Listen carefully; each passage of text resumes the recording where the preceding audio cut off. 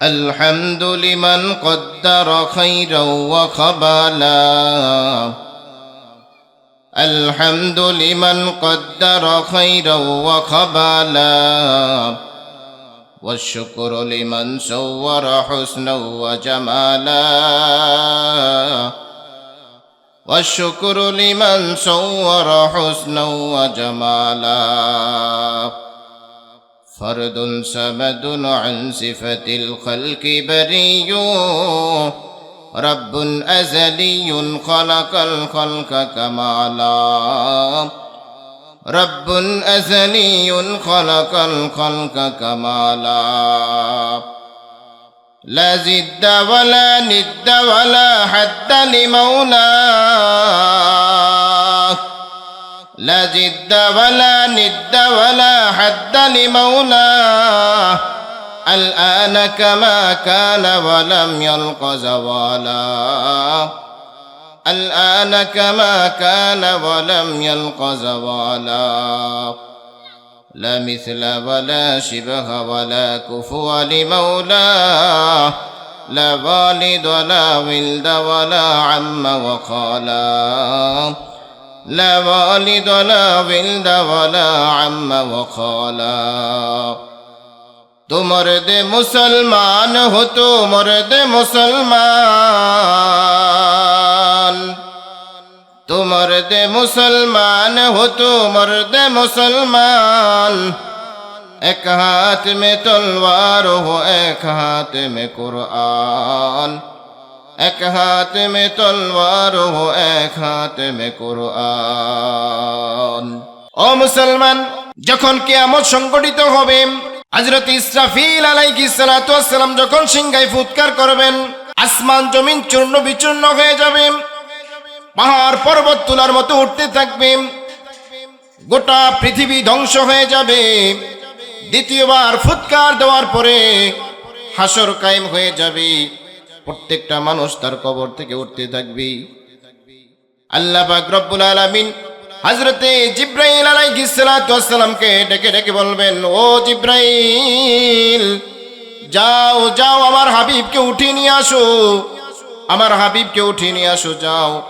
হযরতে জিবরাইল আলাইহিস সালাতু ওয়াস সালাম আল্লাহর হাবিবকে কবর থেকে উঠাইতে যাইবেন, গোটা পৃথিবী ধ্বংসস্তূপ হয়ে থাকবে, আসমানগুলো চূর্ণ বিচূর্ণ হয়ে থাকবে, জমিনগুলো চূর্ণ বিচূর্ণ হয়ে থাকবে, সূর্য চন্দ্র নক্ষত্র খসে খসে পড়বে, গোটা পৃথিবীতে কোনো চিহ্ন থাকবে না। হযরতে জিবরাইল আলাইহিস সালাতু ওয়াস সালাম বলবে, হে মালিক, আমি তো আপনার হাবিবের কোনো রওজা খুঁজে পাচ্ছি না, কবর খুঁজে পাচ্ছি না। আল্লাহ তাআলা বলবেন, যাও ইসরাফিলকে জিজ্ঞাসা করো। হযরতে জিবরাইল যখন ইসরাফিলকে জিজ্ঞাসা করবে, ইসরাফিল বলবে, আমিও তো জানি না আল্লাহর হাবিব কোন জায়গায় শুয়ে আছেন, তার রওজা মুবারক কোথায় আছে, আমি তো জানি না। হযরতে জিবরাইল আলাইহিস সালাতু ওয়াস সালাম আবার মিকাইল আলাইহিস সালাতু ওয়াস সালামকে জিজ্ঞাসা করবেন, তিনিও বলবেন জানি না। সর্বশেষ আল্লাহ রাব্বুল আলামিন বলবেন, ও জিবরাইল, গিয়ে দেখো পৃথিবীর মধ্যস্থানে এক জায়গায় নূর চমকাচ্ছে, সেখানে দেখো আমার হাবিব শুয়ে আছে, যাও তাকে নিয়ে আসো, আরশে আজিমের কাছে নিয়ে আসো, তাকে নিয়ে আসো হাসরের ময়দানে। হযরত জিবরাইল আলাইহিস সালাতু ওয়াস সালাম যখন বিশ্বনবীকে উঠাইতে যাইবেন, মদিনা মুনাওয়ারায় রওজা মুবারক থেকে বিশ্বনবীকে যখন উঠানো হবে, তার ডান দিক থেকে উঠানো হবে হযরতে আবু বকর রাদিয়াল্লাহু তাআলা আনহুকে। আল্লাহর হাবিবের বাম পাশ থেকে উঠানো হবে হযরতে ওমর রাদিয়াল্লাহু তাআলা আনহুকে। আর আল্লাহর নবীর পায়ের কাছ থেকে যেই সাহাবীকে উঠানো হবে, তিনি অন্য কোন সাহাবী নন, তিনি হচ্ছেন হযরতে বিলাল রাদিয়াল্লাহু তাআলা আনহু। আমার ভাই ও বন্ধুগণ, আমি বলতেছিলাম, একজন নিম্নস্তরের সাহাবী, যার কোনো সৌন্দর্য ছিল না, যার কোনো শিক্ষা দীক্ষা ছিল না, যার কোনো ক্ষমতা ছিল না, যার কোনো কিছুই ছিল না পৃথিবীর বুকে, একজন গোলাম হয়েও এত কিছু, এত নিম্নস্তরের হওয়া সত্ত্বেও আল্লাহ তাআলা এত উঁচু উঁচু মর্যাদা দিয়েছেন। এই মর্যাদার কারণ অন্য কিছু নয়, শুধুমাত্র কেবলমাত্র ঈমান, আল্লাহর হাবিবের ভালোবাসা। আমার ভাই ও বন্ধুগণ, হাসর যখন কায়েম হয়ে যাবে, গোটা পৃথিবীর মানুষ হাসরের ময়দানে উঠবে, সকলেই পাগল পারা হয়ে যাবে, সকলেই দৌড়াইতে থাকবে, ইয়া নাফসি করতে থাকবে, মানুষগুলো চিৎকার করতে থাকবে। আল্লাহ তাআলা বলেন, ইয়াউমা তারাউনাহা তাযহালু কুল্লু মুরদিআতিন আম্মা আরদাআত ওয়া তাযাউ কুল্লু যাতি হামলিন হামলাহা ওয়া তারান নাসা সুকারা ওয়া মা হুম বিসুকারা ওয়ালাকিন্না আযাবাল্লাহি শাদীদ। আল্লাহ পাক বলেন, এই পৃথিবীর মানুষ, ইয়াউমা তারাউনাহা, হাসরের ময়দানে তোমরা দেখতে পাবে একজন নারীর কি হালত হবে।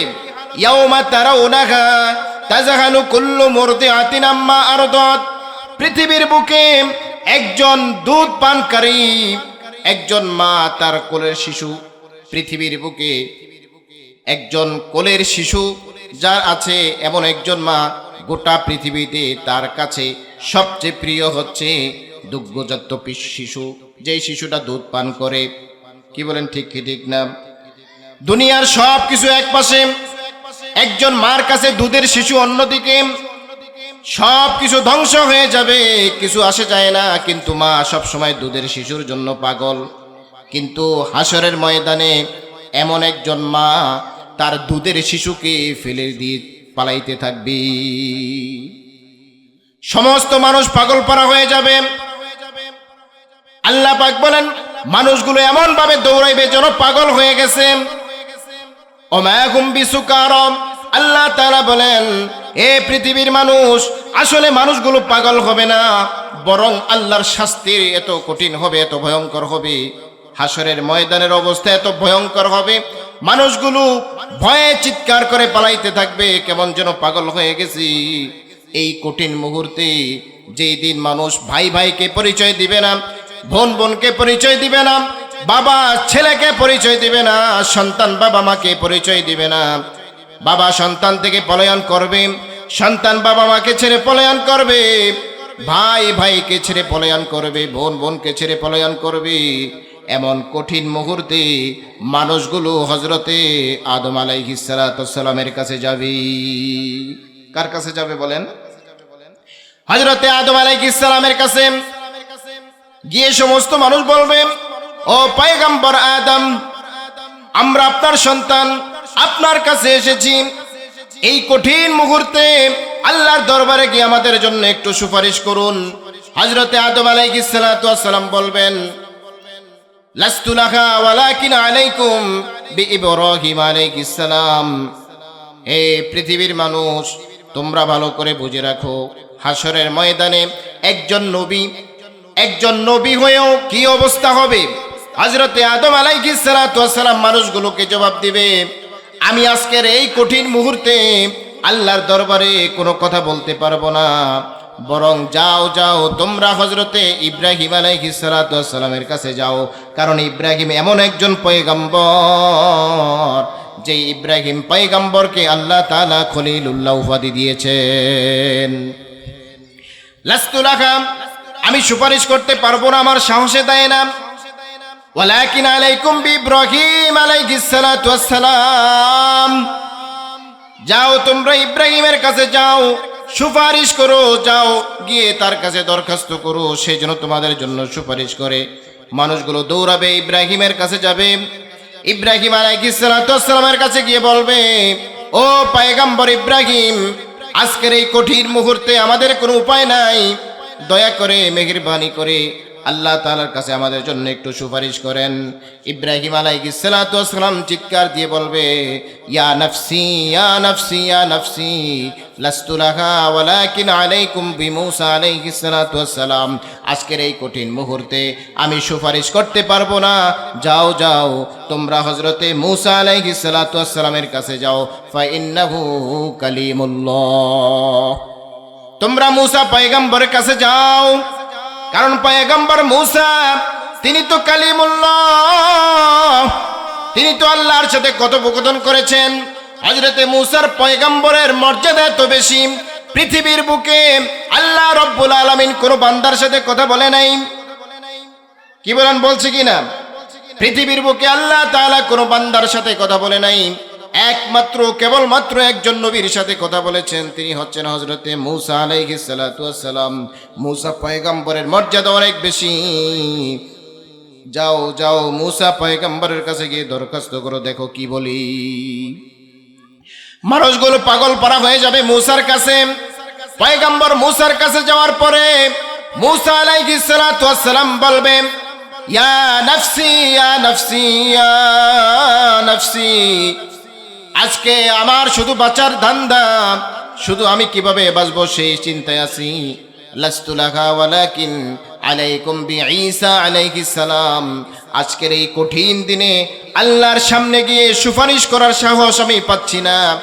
যাও যাও তোমরা হযরতে ঈসা আলাইহিস সালাতু ওয়াস সালামের কাছে যাও, কারণ পয়গম্বর ঈসা এমন একজন নবী যেই নবীর কোনো পিতা ছিল না, যেই নবীকে আল্লাহ তাআলা সরাসরি পিতা ছাড়া একটা ফুৎকারের মাধ্যমে তার মায়ের গর্ভে তাকে জন্ম দিয়েছিলেন। পয়গম্বর ঈসার কোনো পিতা ছিল না, এইজন্য তাকে রূহুল্লাহ বলা হয়, রূহুল্লাহ।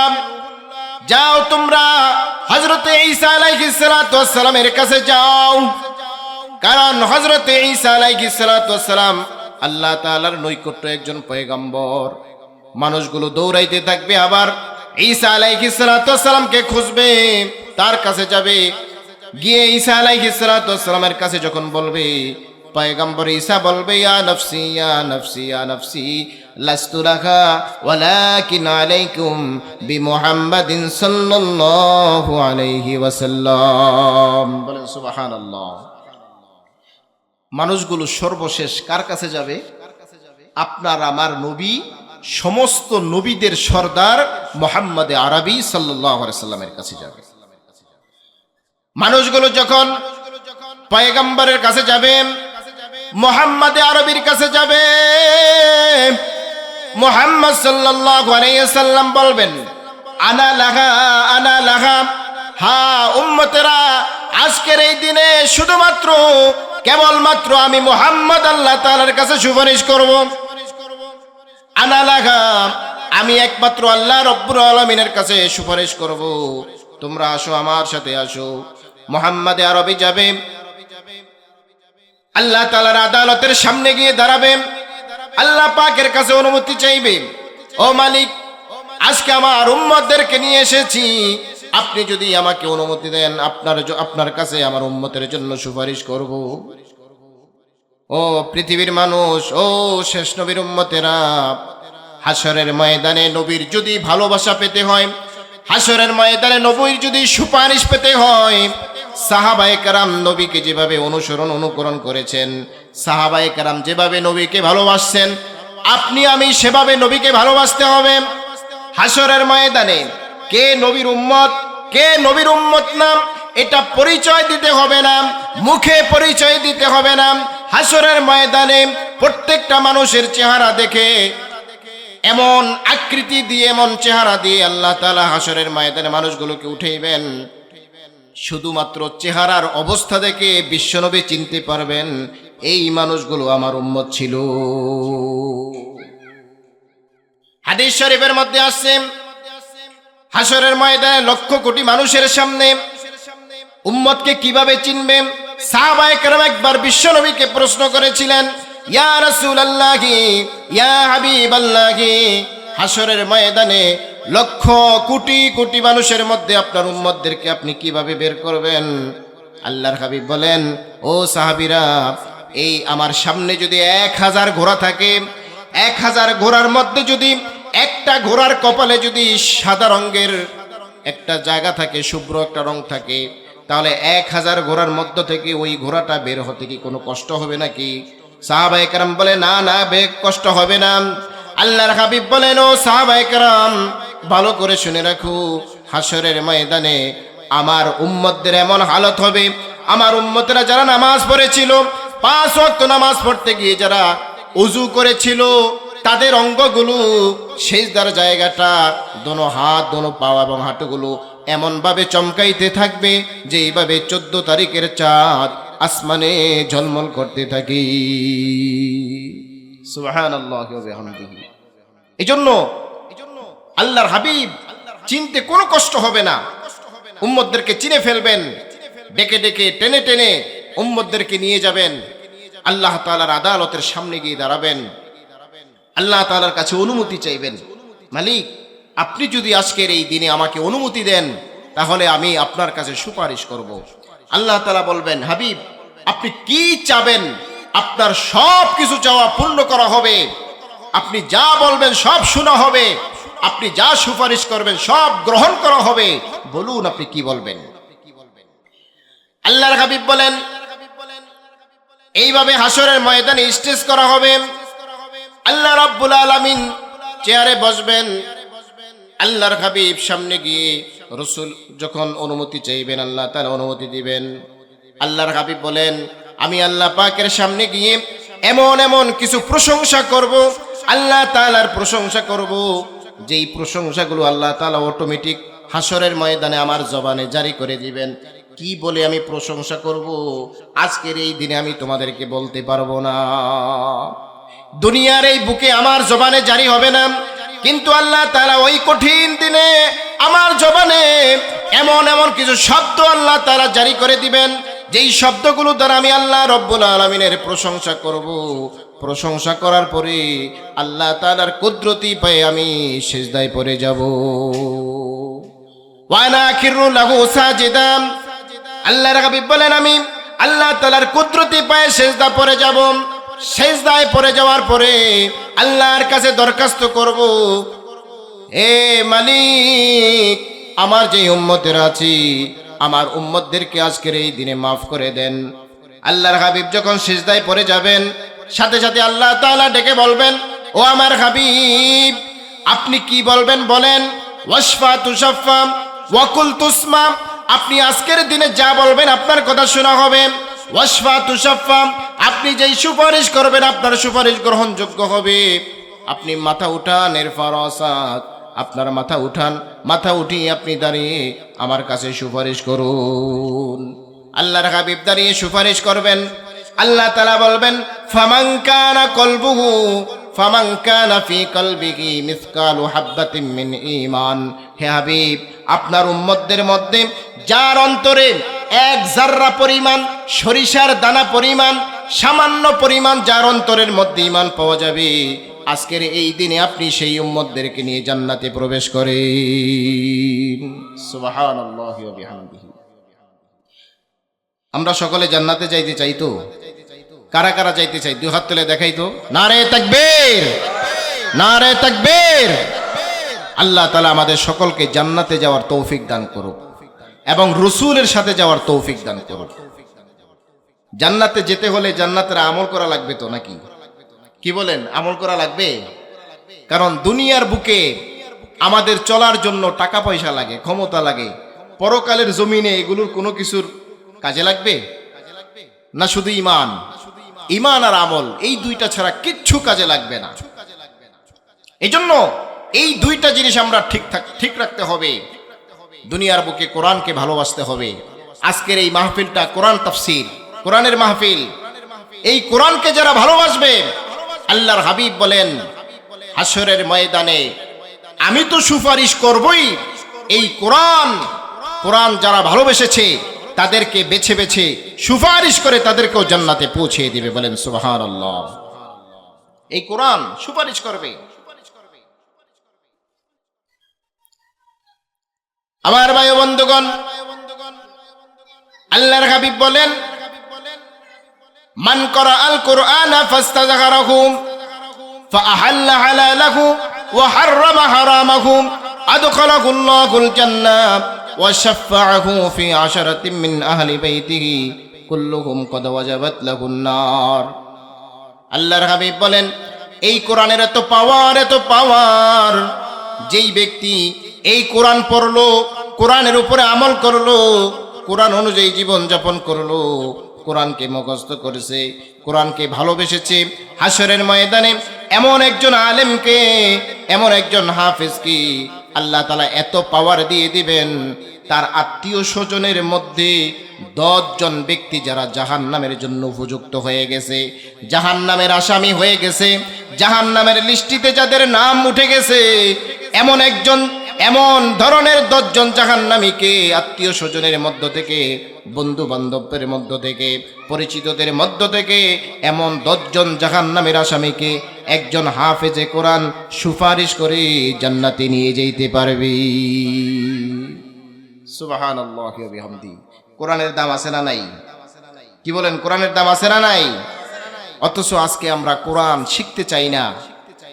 এই যে আমাদের আজকের মাহফিলের আয়োজনই হচ্ছে শামসুল উলুম নুরানি ও হাফিজি মাদ্রাসার উদ্যোগে। কি বলেন, এই মাদ্রাসা যদি না থাকতো আজকের আমাদের এই তাফসিরের আয়োজন হইতো? একটা উসিলায় হয়, আজকের দ্বীনের প্রতিষ্ঠানের উসিলায় আমরা আজকে এই জান্নাতের বাগান পেয়েছি, এই কোরআনের উসিলায় পেয়েছি। আল্লাহর হাবিব সাল্লাল্লাহু আলাইহি ওয়াসাল্লাম যেমন দামি, তাকে আল্লাহ তাআলা দিয়েছেন এমন একটা দামি কিতাব। কোরআনে কারীম এমন একটি কিতাব, আল্লাহ রাব্বুল আলামিন এই কোরআনের শুরুতেই জানিয়ে দিয়েছেন, যালিকাল কিতাবু লা রাইবা ফীহি হুদাল লিল মুত্তাকিন। পৃথিবীর মানুষ, কোরআনটা এমন একটা কিতাব যেই কিতাবের মধ্যে বিন্দু পরিমাণ কোনো সন্দেহ নাই। পৃথিবীর বুকে যত কিতাব আছে, প্রত্যেক কিতাব, প্রত্যেক বইপত্রের লেখার পরে লেখক লিখে দেয়, আমার বইয়ের মধ্যে, আমার কিতাবের মধ্যে যদি কোনো ভুল থাকে দয়া করে আমাকে জানাবেন, আমি শুধরিয়ে নিব। লেখে কি লেখে নাম? পৃথিবীর বুকে এমন কোনো লেখক আসেনি যেই লেখক তার কিতাবের শেষে লিখে দিয়েছে, আমার এই কিতাবের মধ্যে কোনো ভুল ত্রুটি নাই, আমার বইয়ের মধ্যে কোনো ভুল ত্রুটি নাই, এমন কোনো কিতাব আসেনি। একমাত্র, কেবলমাত্র, শুধুমাত্র একটা কিতাব আছে, যেই কিতাবটা হচ্ছে কোরআনে কারীম। এই কোরআনে কারীম এমন একটি কিতাব যার মধ্যে কোনো ভুল ত্রুটি নাই।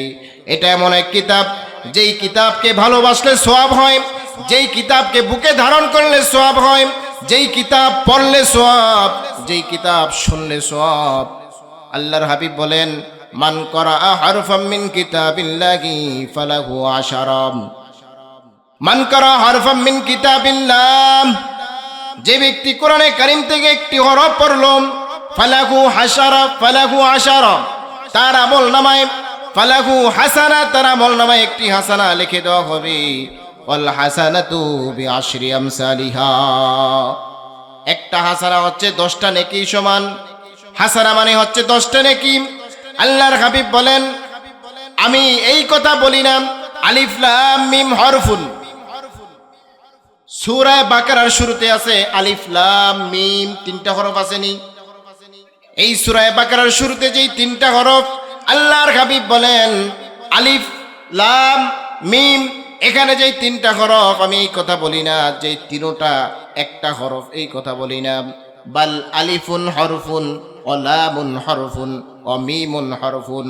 আল্লাহর হাবিব বলেন এখানে মোট 3টা হরফ, এক একটা হরফের বিনিময়ে যদি 10টা করে নেকি লেখা হয়, তাহলে যে ব্যক্তি 3টা হরফ উচ্চারণ করবে তার আমল নামায় আল্লাহ রাব্বুল আলামিন 3.30টা নেকি লিপিবদ্ধ করে দিবি। আমার ভাই ও বন্ধুগণ, এখানে একটা বুঝার বিষয় আছে। সূরা বাকারার শুরুতে এই যে আলিফ লাম মিম 3টা হরফ, এই 3টা হরফের কোনো অর্থ নাই। অর্থ আছে, তবে আমরা জানি না, কে জানে? আল্লাহ রাব্বুল আলামিন এই 3টা হরফের অর্থ বান্দাকে জানান নাই। এইজন্য এই 3টা হরফের পরে মুফাসসিরিনে কেরাম লিখে দেন, আল্লাহু আ'লামু বিমুরাদিহি। এই 3টা হরফ দ্বারা আল্লাহ তাআলা কি উদ্দেশ্য নিয়েছেন সেটা পৃথিবীর কোনো মানুষ জানে না, একমাত্র শুধুমাত্র আল্লাহ রাব্বুল আলামিন জানে।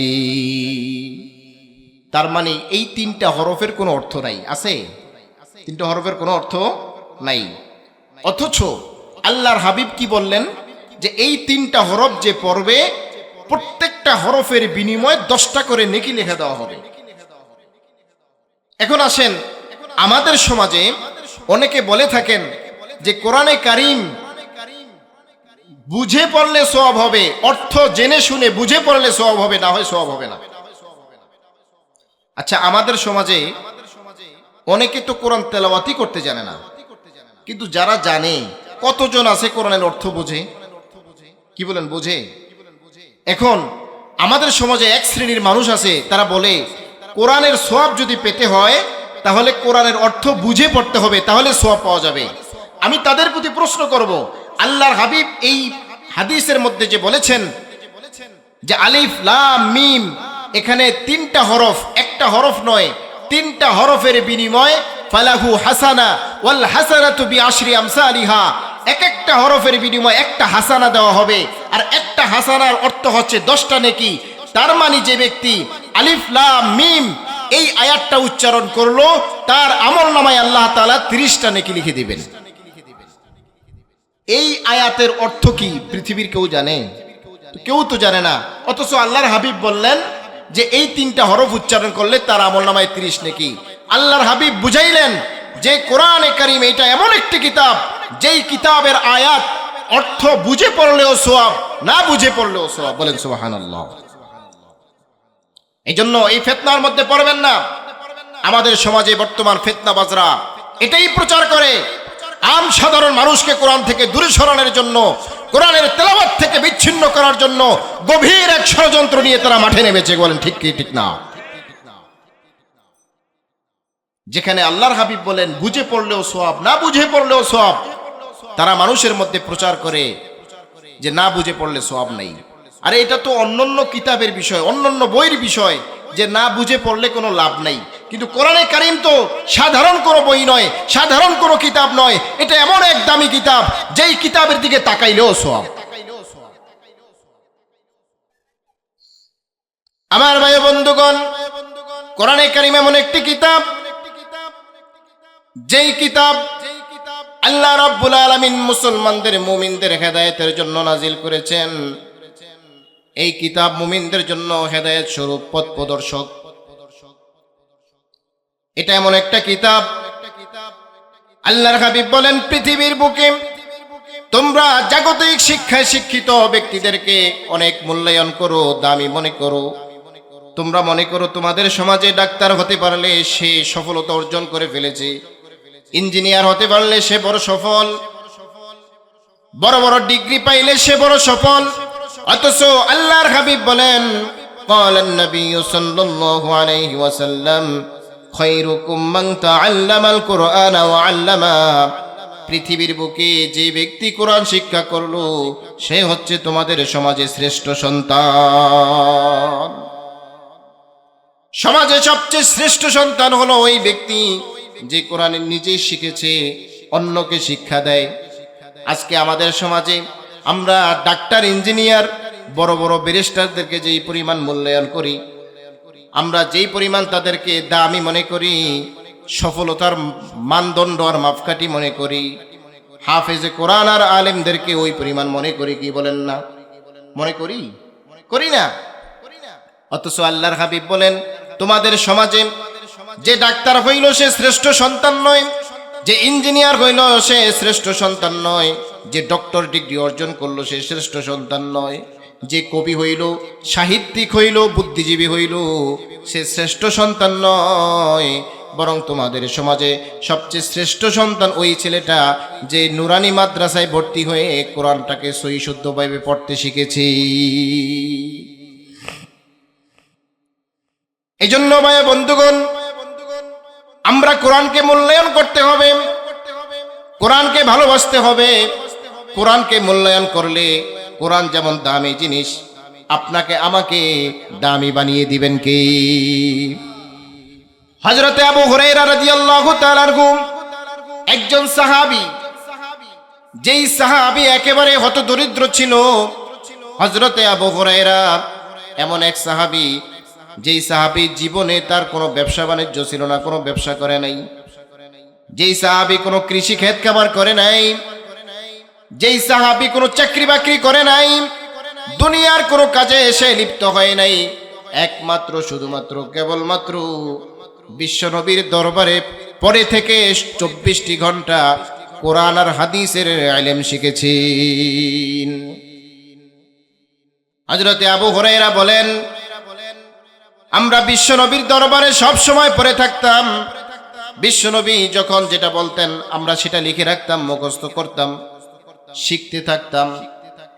আমাদের দুনিয়ার কাজকর্ম ছিল না, ব্যবসা বাণিজ্য ছিল না, অর্থকড়ি ছিল না, টাকা পয়সা ছিল না, কিছুই ছিল না, যার কারণে আমরা একেবারেই অভাবী ছিলাম, হতদরিদ্র ছিলাম।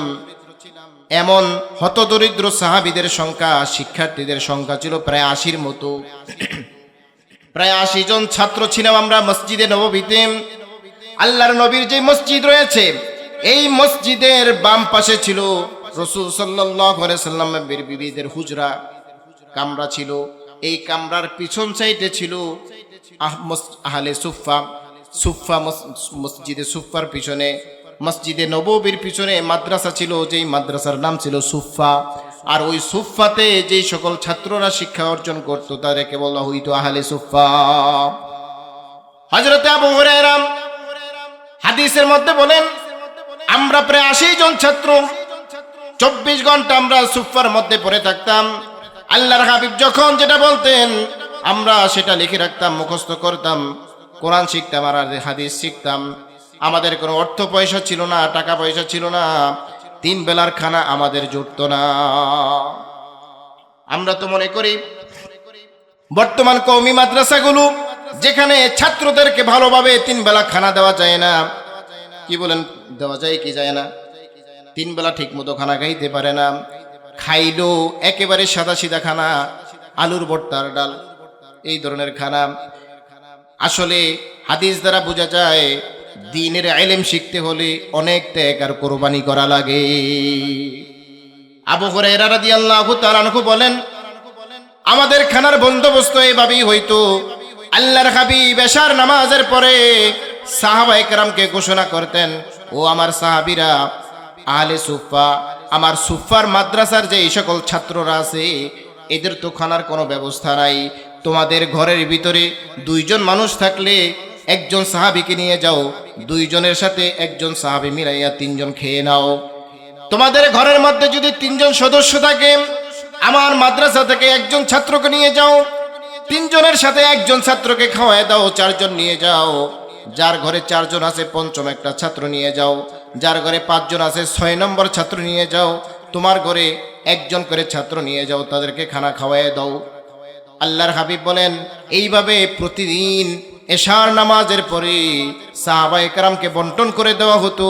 আর মদিনায় প্রত্যেকটা ঘরে ঘরে সাহাবায়ে কেরামকে খানা খাওয়ানো হতো।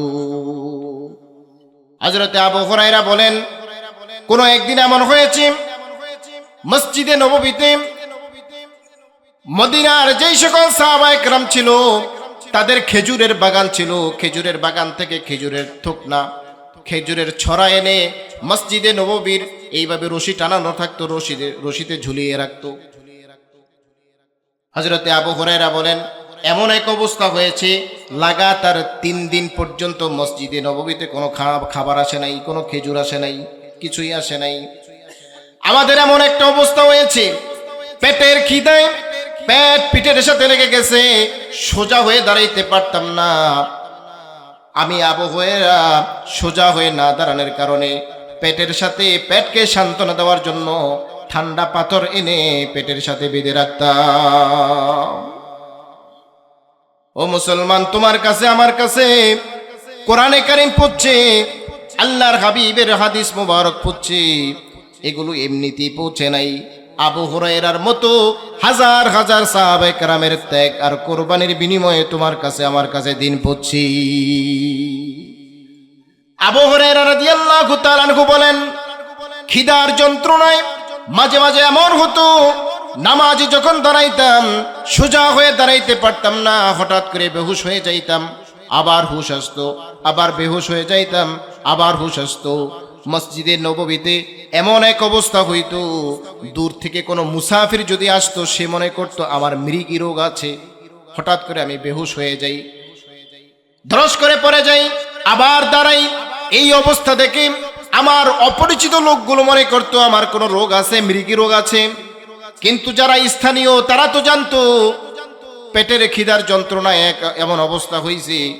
একদিন আবু হুরায়রা বলেন, পেটের খিদার যন্ত্রণায় আহলে সুফা থেকে, মাদ্রাসা থেকে বের হয়ে মদিনার গলিতে অলিতে হাঁটতেছি, দেখি কোনো সাহাবা একরাম থেকে কোনো খাবার আসে কিনা।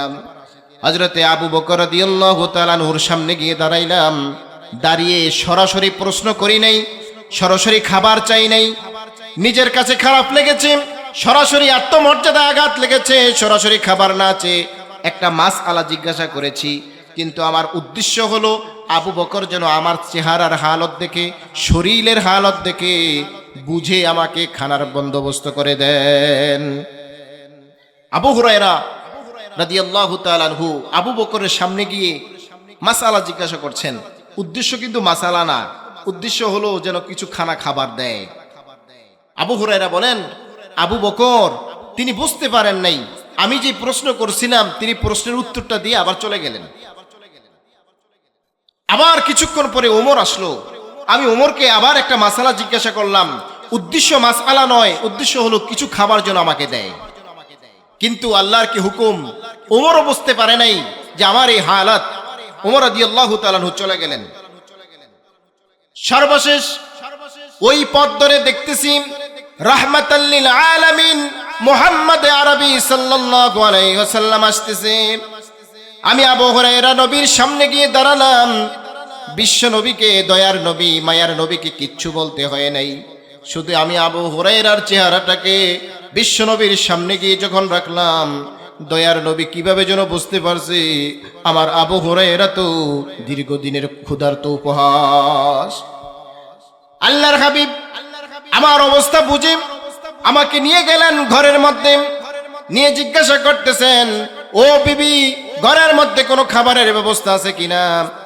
বিবি ডেকে বলতেছে, ইয়া রাসূলুল্লাহি, ঘরে কোনো খাবারের ব্যবস্থা নাই, তবে একজন সাহাবী আপনার জন্য এক পেয়ালা দুধ রেখে গেছে, ওই এক পেয়ালা দুধ আছে, আপনি এই দুধটা পান করতে পারেন।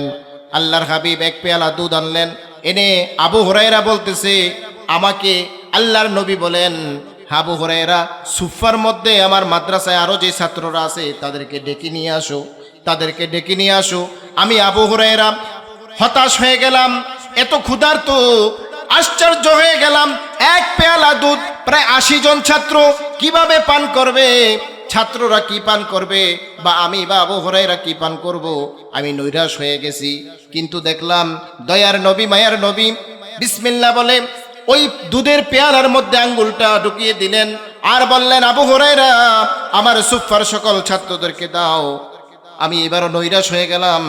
আমি সবচেয়ে বেশি ক্ষুধার্ত, মনে করেছিলাম আল্লাহর হাবিব আমাকে আগে দিবে, কিন্তু আল্লাহর হাবিব আমাকে না দিয়ে ছাত্রদেরকে খাওয়ানোর জন্য বলতেছে। আল্লাহর হাবিবের হুকুম মানতে হয়। সকল ছাত্রদেরকে আমি দুধ পান করাইলাম। একে একে 80 জনের উপরে এক পেয়ালা দুধ, 80 জনের উপরে ছাত্র পান করছি। দুধ হলো কতটুকু? এক পেয়ালা। পান করছে কয়জনে? 80-র উপরে ছাত্র। আবু হুরায়রা পান করতেছে আর মনে কষ্ট, ব্যথা, হায় রে, এত ক্ষুধার্ত, আমাকে আগে দুধ পান করতে দিবেন, আল্লাহর হাবিব আমাকে না দিয়ে ছাত্রদেরকে দিলেন। কিন্তু দেখলেন কি আজীব ঘটনা, 80-র উপরে ছাত্র এক পেয়ালা দুধ পান করছে। এখনো মনে হয় বেশিরভাগ দুধ পেয়ালার মধ্যে রয়ে গেছে। সুবহানাল্লাহি ওয়া বিহামদিহি। হযরত আবু হুরায়রা বলেন, সকল ছাত্রদেরকে পান করানো শেষ হলো। এবার আমি আবু হুরায়রা আর নবী রয়ে গেলাম। আল্লাহর হাবিব বললেন, ও আমার প্রিয় সাহাবী আবু হুরায়রা, এবার তোমার পালা, তুমি দুধ পান করো।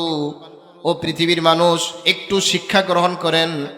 আল্লাহর নবী যেন তেন নবী নয়, সমস্ত পয়গম্বরদের সরদার আল্লাহর হাবিব, তার ঘরের কি অবস্থা? তার ঘরে কোনো খাবার নাই, হাদিয়ার এক পেয়ালা দুধ রয়েছে। আবার এই দুধ খাওয়াইতে গিয়ে ছাত্রদেরকে প্রাধান্য দিলেন। নিজে তো আগে খাইতে পারতেন, নিজে খান নাই, আগে ছাত্রদেরকে খাওয়াইলেন। আর আমাদের সমাজে কি অবস্থা?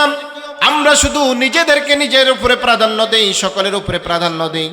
অন্য খেয়ে আছে না না খেয়ে আছে, অন্য কষ্টে আছে না দুঃখে আছে না সুখে আছে, কোন মুসলমানের খোঁজ খবর আমরা নেই না। অথচ বিশ্ব নবীর উম্মত দাবি করি। আল্লাহর হাবিব আবু হুরায়রাকে বললেন, ও আবু হুরায়রা, এবার তুমি দুধ পান করো। আমি আবু হুরায়রা বলেন আমি দুধ পান করা শুরু করলাম। খোদার কসম করে বলছি ও পৃথিবীর মানুষ, ভালো করে শুনে রাখো, আমি আবু হুরায়রা যতটুকু সম্ভব যতটুকু পেরেছি আমি দুধ পান করেছি। আল্লাহর হাবিব বলেন আরো করো, আমি আবার পান করলাম। তুমি বলে আবার পান করো, আমি আবার পান করলাম। সর্বশেষ দেখি যে আর পান করতে সক্ষম না। এবার আল্লাহর হাবিব আমার হাত থেকে নিয়ে বাকি দুধগুলো পান করে নিলেন। নবীর মুজিজা দেখেন, এক পেয়ালা দুধ পান করলেন কয়জনে? প্রায় ৮০-র উপরে। নবীর রসুলের বরকত কি পরিমাণ! আমার ভাই বন্ধুগণ, আল্লাহর হাবিব বলেন যেই সকল পৃথিবীর যেই সকল মানুষ আমার এই মসজিদে নববীর পিছনে যেই মাদ্রাসা সুফা, এই সুফা থেকে শুরু করে মদিনা থেকে শুরু করে গোটা পৃথিবীতে এইভাবে মাদ্রাসা ছড়িয়ে আছে। হিন্দুস্তানের মাটিতে দেওবন্দ মাদ্রাসা প্রতিষ্ঠা হয়েছে। আমরা সকলেই জানি বিশ্বনবী স্বপ্নের যুগে এই মাদ্রাসাগুলো স্বপ্নের যুগে এসে মোহতামিম সাহেবকে বলছেন অমুক জায়গায় গিয়ে আপনি মাদ্রাসা করবেন। স্বপ্নে যেইভাবে দেখেছেন আল্লাহর হাবিব এসে লাঠি দিয়ে দাগ দিয়ে গেছেন। ঘুম থেকে উঠে সকালে ফজরের নামাজ পড়ে গিয়ে নির্দিষ্ট জায়গায় গিয়ে দেখেন সেখানে এখনো দাগ পড়ে আছে। তার মানে দেওবন্দ মাদ্রাসা আল্লাহর হাবিবের ইশারায় সেই সুফার সাথে সম্পর্ক। দেওবন্দ মাদ্রাসা থেকে শুরু করে বাংলার জমিনে হাটহাজারী মাদ্রাসা, যাত্রাবাড়ি মাদ্রাসা, রহমানিয়া মাদ্রাসা থেকে শুরু করে বড় বড় যেই মাদ্রাসাগুলো আছে, এমনকি আপনাদের এই এলাকায় শামসুল উলুম ছোট্ট নুরানি যে মাদ্রাসা আছে, এই মাদ্রাসার সাথে রুহানিভাবে সম্পর্ক রয়েছে আল্লাহর হাবিবের মাদ্রাসার সাথে। কি বলেন, ঠিক কি ঠিক না? আল্লাহর হাবিবের মাদ্রাসার সাথে সম্পর্ক। এই মাদ্রাসাগুলোতে ছোট্ট ছোট্ট বাচ্চারা ভোর রাত্রে কনকনে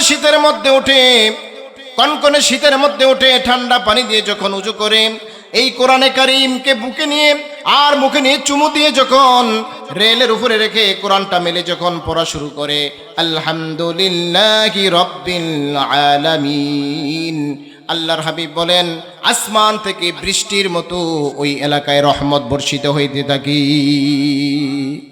ও বাবারা, ও ভাইয়েরা, ভালো করে বুঝে নাও, তোমার এলাকার দুইটা ছোট্ট শিশু, একটা স্কুলে পড়ে আর একটা মাদ্রাসায় পড়ে। স্কুলের ছেলেটা ভোর রাত্রে ঘুমিয়ে থাকে, দিনের সকালবেলা 8টায় ঘুম থেকে ওঠে। আর মাদ্রাসার যে ছোট্ট বাচ্চাটা, সেই বাচ্চাটা রাত্র 3টার দিকে উঠে কোরআন তেলাওয়াত করে।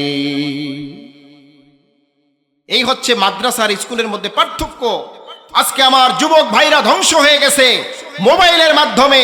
স্কুল কলেজ ভার্সিটিতে যে সকল ছাত্ররা পড়ে, আজকে দেখা যায় কোনো ছাত্রদের পড়ালেখা নাই, অটো পাসের মাধ্যমে তারা পাস করে নেয়। কিন্তু তাদের দেখা যায় টাচ মোবাইল আছে, সন্ধ্যা থেকে ভোর রাত্র পর্যন্ত সারা রাত শুয়ে শুয়ে টাচ মোবাইল চালায়। কি বলেন, চালায় কি চালায় না? হ্যাঁ, আজকের যুবকদের এই অবস্থা, ধ্বংসের পথে তারা। অথচ আপনার আরেকটা সন্তান মাদ্রাসায় পড়ে, মাদ্রাসায় ঘুমায়, রাত 10টায় শোয়, ঠিক 3টার দিকে আবার সে জাগ্রত হতে হয়। 3টার দিকে তার সাথে আল্লাহর সাথে সম্পর্ক গড়ে এই কোরআনের মাধ্যমে। কি বলেন, ঠিক কি ঠিক না? আমার ভাই বন্ধুগণ, হযরতে হুযায়ফা রাদিয়াল্লাহু তাআলা আনহু, আল্লাহর নবীর সাহাবী হুযায়ফা রাদিয়াল্লাহু তাআলা আনহু বর্ণনা করেন, ক্বালা নবী সাল্লাল্লাহু আলাইহি ওয়াসাল্লাম, আল্লাহর হাবিব বলেন, ইন্নাল কওমা লা ইয়াবাসুল্লাহু আলাইহিমুল আযাবা হাতমান মাকজিয়া। কোন সম্প্রদায় যখন বেনামাজি হয়, নামাজের সাথে সম্পর্ক নাই, মসজিদের সাথে সম্পর্ক নাই, দ্বীনের সাথে সম্পর্ক নাই, কোরআনের সাথে সম্পর্ক নাই, হারামের মধ্যে ডুবে থাকে, সুদ ঘুষের মধ্যে ডুবে থাকে, মিথ্যার মধ্যে ডুবে থাকে, ওই মানুষগুলো যখন আল্লাহর সাথে নাফরমানি করেই যায়, এক পর্যায়ে আল্লাহ রাব্বুল আলামিন আরশে আজিম থেকে ওই মহল্লাবাসীর উপরে আযাব আর গজব দেওয়ার সিদ্ধান্ত নেন। ইন্নাল কওমা লা ইয়াবাসুল্লাহু আলাইহিমুল আযাবা হাতমান মাকজিয়া। মানুষের গুনাহের কারণে, অপরাধের কারণে আল্লাহ রাব্বুল আলামিন যখন আযাব আর গজব দিয়ে এলাকাটা ধ্বংস করে দেওয়ার সিদ্ধান্ত নেন, ও আমার মুসলমান ভাইয়েরা, আজকে আমাদের প্রত্যেকটা সমাজে এমন কোনো গুনাহ নাই যেই গুনাহ আমরা করি না। আমার ভিতরে এমন গুনাহ পৃথিবীর মানুষ যদি জানতো, আমার সমাজের মানুষ যদি জানতো, সমাজ থেকে আমাকে বের করে দিত। ও বাবা, তুমি এমন এমন গুনাহ করেছো, তোমার সন্তান যদি জানতো, তাহলে তোমার সন্তান তোমাকে ঘর থেকে বের করে দিত, তোমাকে বাবা হিসেবে পরিচয় দিত না। তোমার স্ত্রী যদি জানতো, এই স্ত্রী তোমাকে স্বামী হিসেবে পরিচয় দিত না। তোমার স্বামী যদি জানতো, তোমার স্বামী তোমাকে স্ত্রী হিসেবে পরিচয় দিত না। আমরা প্রত্যেকেই গুনাহগার, তবে হ্যাঁ, ওই গুনাহ থাকে না যেই গুনার পরে তওবা হয়। আল্লাহর হাবিব বলেন, আত্তাইবু মিনাজ যামবি কামান লা যামবা লা। ওই ব্যক্তি সবচেয়ে উত্তম, যেই ব্যক্তি গুনাহ করার পরে আবার তওবা করে নেয়। তওবা করার পরে আল্লাহ রাব্বুল আলামিন তার গুনাহগুলোকে এমনভাবে পরিষ্কার করে দেন, এমনভাবে মুছে দেন, যেন তার আমলনামায় কোনো গুনাহই ছিল না। আজকে আমরা শুধু গুনাহই করে যাই, আল্লাহর দিকে ফিরে আসি না। আল্লাহর হাবিব বলেন, মানুষগুলো যখন ধারাবাহিক যখন গুনাহের মধ্যে অটল থাকে, ইস্তেকামাত থাকে, গুনাহ করতেই থাকে, আল্লাহ তাআলা আরশে আজিম থেকে সিদ্ধান্ত নেন এলাকাটাকে আযাব আর গজব দিয়ে ধ্বংস করে দিবি। কি বলেন, মাঝে মাঝে নাড়াচাড়া দেয় না? হ্যাঁ, আমেরিকার মতো এত বড় পাওয়ারফুল দেশ, যেখানে প্রযুক্তি আর প্রযুক্তি, আধুনিক প্রযুক্তির শুরু আছে শেষ নাই, যেই আমেরিকা কিছুদিন আগে আপনার দাবি করেছিল, আমেরিকার যে একটা সংস্থা নাসা, এই নাসা দাবি করেছে আমরা মহাশূন্যে গিয়েছি, যেখানে আপনার মহাশূন্যের ভিতরে একটা আওয়াজ হচ্ছে, সেই আওয়াজ তারা নাকি রেকর্ড করে নিয়ে আসছে। আপনারা অনেকেই নেড়ে পেয়েছেন মনে হয়। তো এই আওয়াজ তারা দাবি করে মহাশূন্যের মধ্যে যে গ্রহগুলো, এই গ্রহগুলো একটার সাথে আরেকটা সংঘর্ষের যে একটা আওয়াজ হয়, এটা এই সংঘর্ষের আওয়াজ। অথচ আমরা যদি তাদের এই দাবিটা ধরেও নেই, সত্য মেনে নেই, তাহলে আমরা এটার ব্যাখ্যা করব এভাবে। আল্লাহর হাবিব যখন মেরাজে গিয়েছিলেন, মেরাজ থেকে যখন আবার ফিরে আসলেন পৃথিবীর বুকে এসে বিশ্ববাসীকে আল্লাহর হাবিব মেসেজ দিয়েছেন, এ পৃথিবীর মানুষ, তোমরা হচ্ছ শ্রেষ্ঠ মাখলুকাত, তোমরা আল্লাহর জিকির করো বা না করো, পৃথিবীর প্রতিটা বস্তু আল্লাহ তাআলার জিকির করে। বলেন সুবহানাল্লাহ। ওয়া ইম মিন শাইইন ইল্লা ইউসাব্বিহু বিহামদিহি ওয়ালাকিন লা তাফকাহুনা তাসবিহাহুম। পৃথিবীর বুকে যত বস্তু আছে, যত প্রাণী আছে, প্রত্যেকটা প্রাণী কার জিকির করে?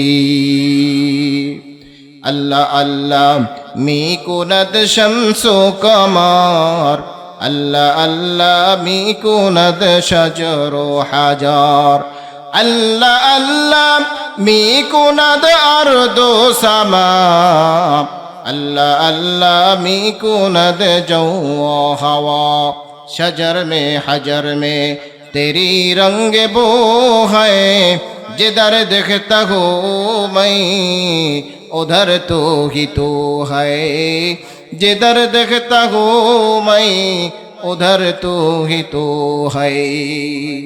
পৃথিবীর বুকে প্রত্যেকটা জিনিস কার তাসবিহ পড়ে?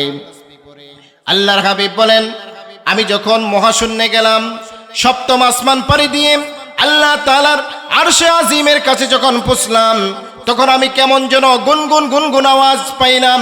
সেখানে অন্য কিছুর আওয়াজ নয়, আল্লাহর হাবিব বলেন সেখানে আওয়াজ হচ্ছে লক্ষ কোটি ফেরেশতা আল্লাহ তাআলার জিকির করতেছি। কত কোটি ফেরেশতা জিকির করে? সপ্তম আসমানের উপরে একটা মসজিদ আছে, যেই মসজিদের নাম হচ্ছে বাইতুল মামুর। আল্লাহর হাবিব বলেন, মসজিদে বাইতুল মামুর, এই মসজিদটা হচ্ছে ফেরেশতাদের মসজিদ। বাইতুল মামুরটা কাবা ঘরের ঠিক এমন বরাবর, বাইতুল মামুর থেকে একটা পাথর যদি নিক্ষেপ করা হয়, ছেড়ে দেওয়া হয়, বাইতুল মামুর থেকে পাথরটা সোজা এসে মক্কাতে কাবা ঘরের ছাদের উপরে এসে পড়বে। তার মানে কাবা ঘরের ঠিক বরাবর সপ্তম আসমানে ফেরেশতাদের মসজিদ হচ্ছে বাইতুল মামুর। এই বাইতুল মামুরে আল্লাহ তাআলার সৃষ্টি ফেরেশতা, নূরের তৈরি ফেরেশতা। কি পরিমাণ ফেরেশতা দেখেন আসমানে আছে। আল্লাহর হাবিব বলেন, কাবা ঘরের চতুর্দিকে যেমন মানুষ তওয়াফ করে, ঠিক বাইতুল মামুরের চতুর্দিকে ফেরেশতারা তওয়াফ করে। প্রত্যেক দৈনিক 70,000 ফেরেশতা বাইতুল মামুর তওয়াফ করে। আল্লাহর হাবিব বলেন, আজকে যেই 70,000 ফেরেশতা বাইতুল মামুর তওয়াফ করেছে, কিয়ামতের পূর্বে এই ৭০,০০০ ফেরেশতা দ্বিতীয়বার কোনো চান্স পাবে না। তার মানে আল্লাহ তাআলা যখন বাইতুল মামুর সৃষ্টি করেছেন তখন থেকে নিয়ে কিয়ামত পর্যন্ত প্রতিদিন ৭০,০০০ ফেরেশতা বাইতুল মামুর তওয়াফ করেন, সকাল থেকে সন্ধ্যা পর্যন্ত তওয়াফ করেন। এরা একদিন তওয়াফ করে যায়, এরপরে কিয়ামত পর্যন্ত আর দ্বিতীয়বার এরা আসতে পারবে না। তার মানে এবার আপনি হিসাব করে কুলাইতে পারবেন কি পরিমাণ ফেরেশতা আল্লাহ তাআলা সৃষ্টি করেছেন। তো বলতেছিলাম এই যে আমেরিকা যেই ঘোষণা দিয়েছে, এটা যদি আমরা রসুলের হাদিস অনুযায়ী যদি ব্যাখ্যা করি তাহলে সেই ১৪০০ বছর আগে রসুল যেই ভবিষ্যৎবাণী করে গিয়েছেন সেই ভবিষ্যৎ আজকে সত্য হিসাবে প্রমাণিত হয়। কি বলেন, ঠিক কি ঠিক না? আজকের বৈজ্ঞানিকরা তো অনেক কিছু আবিষ্কার করে, অথচ যেই সময় বিজ্ঞান ছিল না, প্রযুক্তি ছিল না, তখন ১৪০০ বছর আগে রাসূল সাল্লাল্লাহু আলাইহি ওয়াসাল্লাম যা বলে গিয়েছেন আজকের ডাক্তার গবেষকরা সেই জিনিসগুলোই সত্য বলতেছেন। কি বলেন, ঠিক কি ঠিক না? এটাও রসুলের একটা মুজিজা।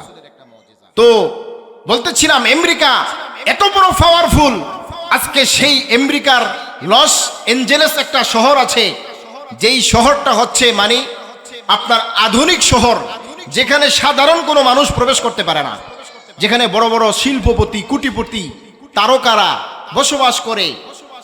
সেই ভিআইপি এলাকা আজকে আপনার দাবানলে মুহূর্তের মধ্যে জ্বলে পুড়ে ছারখার হয়ে গেছে। আমেরিকার মতো এত বড় শক্তিশালী রাষ্ট্র আল্লাহ তাআলার এই গজব থেকে বাঁচতে পারে নাই। কি বলেন, বাঁচতে পেরেছে? হ্যাঁ, তার মানে বোঝা যায় আল্লাহ তাআলার ক্ষমতার সামনে সকলেই মাথা নত করতে হয়। কিন্তু আপনি আমি এত গুনাহ করার পরেও আল্লাহ তাআলা আপনাকে আমাকে এখনো ঠিক রেখেছেন। কিসের বদৌলতে বলেন তো? এই কোরআনের উসিলায়। কিসের উসিলায়? এই কোরআন আর কোরআনের ঘর, মসজিদ, মাদ্রাসার উসিলায় আমরা এখনো টিকে আছি। আমার বন্ধুগণ, বলতেছিলাম আল্লাহর হাবিব বলেন মানুষের গুনাহের কারণে যখন আল্লাহ তাআলা আযাব আর গজবের সিদ্ধান্ত নেন, তখন কোন এক এলাকার মধ্যে ছোট্ট ছোট্ট বাচ্চারা যখন সূরা ফাতিহা পড়া শুরু করে, যখন সূরা ফাতিহা পড়ে ফায়াসমাউহুল্লাহু তাআলা, আল্লাহ তাআলা আরশে আজিম থেকে যখন সূরা ফাতিহার আওয়াজ পান, ফায়ারফাউ আনহুম বিযালিকাল আযাবি 40 সানা, আল্লাহর হাবিব বলেন ওই এলাকা থেকে 40 বছরের জন্য আল্লাহ তাআলা আযাবকে উঠিয়ে নিয়ে যান। কত বছরের জন্য? 40 বছরের জন্য। এটা হচ্ছে কোরআনের মুজিজা।